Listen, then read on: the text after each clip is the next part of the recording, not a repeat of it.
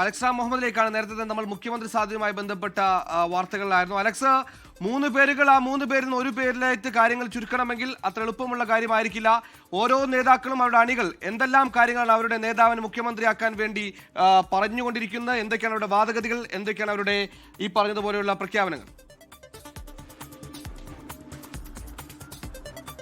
Suhail, K C. Venugopal, പ്രതിപക്ഷ നേതാവ് VD. Satheesan, മുൻ പ്രതിപക്ഷ നേതാവ് രമേശ് ചെന്നിത്തല, ഇവർക്കായി മുഖ്യമന്ത്രി സ്ഥാനത്തേക്കുള്ള ക്ലെയിമുകൾ, അവരുടെ അണികളുടെ അവകാശവാദങ്ങൾ, ഫ്ലെക്സ് യുദ്ധങ്ങൾ, ഒപ്പം പൊതു ഇടങ്ങളിലെ തന്നെ പോസ്റ്റർ യുദ്ധങ്ങളടക്കം സജീവമായി പുരോഗമിക്കുകയാണ്.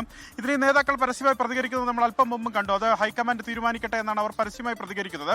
പക്ഷേ തങ്ങളുടെ മെറിറ്റ് എന്താണെന്ന് ഓരോ നേതാക്കളും പറഞ്ഞു വെക്കുന്നുണ്ട്. തങ്ങളുടെ യോഗ്യത, കേരളത്തിലെ മുഖ്യമന്ത്രിയാകാനുള്ള യോഗ്യത എന്താണെന്ന് ഓരോ നേതാവും, ഈ 3 നേതാക്കളും പറഞ്ഞു വെക്കുന്നുണ്ടെന്നുള്ളതാണ് ഏറ്റവും പ്രധാനപ്പെട്ട കാര്യം. അതുകൊണ്ട് ഇവരുടെ 3 പേരുടെയും ബ്രിഗേഡുകൾ സജീവമാണ് ഈ വിഷയത്തിൽ. അതെങ്ങനെയെങ്കിലും ഹൈക്കമാൻഡിന്റെ മുന്നിലേക്ക് എത്തിക്കുക, അത് ദേശീയ നേതൃത്വത്തെ അറിയിക്കുക എന്നുള്ളതാണ് നിലവിൽ നടക്കുന്ന പ്രക്രിയ, ഇവിടെ നടക്കുന്ന പ്രക്രിയ. ഇതിൽ ഏറ്റവും പ്രധാനപ്പെട്ട കാര്യം കെ.സി. വേണുഗോപാൽ. കെ.സി. വേണുഗോപാലിന് നിലവിൽ തെരഞ്ഞെടുക്കപ്പെട്ട 63 കോൺഗ്രസ് എംഎൽഎമാരിൽ 3-ൽ 2 ഭൂരിപക്ഷം, 3-ൽ 2 എംഎൽഎമാരുടെ പിന്തുണയും കെ.സി. വേണുഗോപാലിനുണ്ടെന്നാണ് വിലയിരുത്തപ്പെടുന്നത്. അത് മാത്രമല്ല, സംഘടനയും കെ.സി. വേണുഗോപാലിന്റെ കയ്യിലാണ്. അതായത് സംഘടനയിലെ പ്രധാനപ്പെട്ട ഭാരവാഹികൾ, പദവികൾ, അങ്ങനെ അത് വഹിക്കുന്നവരൊക്കെ കെ.സി. വേണുഗോപാലിനെ അനുകൂലിക്കുന്നവരാണ്. ആ പിന്തുണ കൂടി കെ.സി. വേണുഗോപാൽ ആർജിച്ചിട്ടുണ്ടെന്നുള്ളതാണ് അദ്ദേഹത്തിന്റെ പ്ലസ് പോയിന്റ്. മറ്റൊരു ക്ലെയിം ഉള്ളത് വി.ഡി. സതീശനാണ്. മുഖ്യമന്ത്രി സ്ഥാനത്തേക്ക് പ്രതിപക്ഷ നേതാവായിരുന്നു, സ്വാഭാവികമായുള്ള അവകാശവാദമാണ്. അതുമാത്രമല്ല, വി.ഡി. സതീശന് പ്ലസ്സായി മാറുന്നത് ഘടകകക്ഷികളുടെ പിന്തുണയാണ്. അത് മുസ്ലിം ലീഗിന്റെ പരസ്യ പിന്തുണയടക്കം അതിലുണ്ടെന്നുള്ളത് പ്രധാനം. മാത്രമല്ല, കോൺഗ്രസിലെ അണികളുടെ, ഞാൻ നേരത്തെ നേതാക്കളുടെ കാര്യമാണ് പറഞ്ഞത്, അണികൾ വലിയൊരു വിഭാഗത്തിന്റെ പിന്തുണ അത് വി.ഡി. സതീശനാണ്.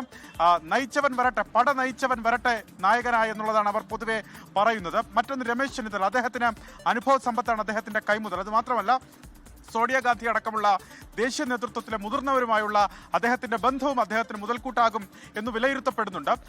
രമേശ് ചെന്നിത്തല പറയുന്നത് പ്രതിപക്ഷ നേതാവായി തന്നെ ഇരിക്കുന്നത് മുഖ്യമന്ത്രി സ്ഥാനത്തേക്കുള്ള ഒരു ക്ലെയിം അല്ല എന്ന അദ്ദേഹത്തിന്റെ വാദമൊക്കെ നമ്മൾ കേട്ടതാണ്. സ്വാഭാവികമായി ഇതിൽ ആരാണ് മുഖ്യമന്ത്രിയെ തിരഞ്ഞെടുക്കപ്പെടുക എന്നുള്ളത് വലിയ ചർച്ചകളിലേക്ക് കടക്കുകയാണ്. കോൺഗ്രസ് അണികൾ ഈ ദിവസങ്ങളിൽ, ഈ മണിക്കൂറുകളിൽ അവരാൽ കഴിയുന്നതൊക്കെ ചെയ്യുന്നുണ്ട്.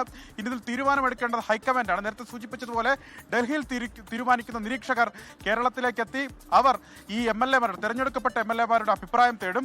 അതിനുശേഷം ഘടകകക്ഷികളുമായൊക്കെയുള്ള ചർച്ചകൾ നടക്കും. അതിനുശേഷം കേരളത്തിൽ നിന്നുള്ള അവരുടെ പ്രിയപ്പെട്ട നേതാക്കളെ മുഖ്യമന്ത്രിയാക്കാൻ ഉതകുന്ന ഒരു പ്രതീതി ജനിപ്പിക്കുക എന്നുള്ള സമഗ്രമായ ദൗത്യത്തിൽ കൂടിയാണ് അനുയായികളുള്ളത്, അണികളുള്ളത്. അതിന്റെ വിശദാംശങ്ങൾ 3 പേരിൽ ആരായിരിക്കും മുഖ്യമന്ത്രി എന്ന ഉദ്യോഗത്തോടെ നമ്മൾ കാത്തിരിക്കുന്ന മണിക്കൂറിൽ കൂടിയാണ് കേരള രാഷ്ട്രീയത്തിൽ കടന്നു പോകുന്നത്.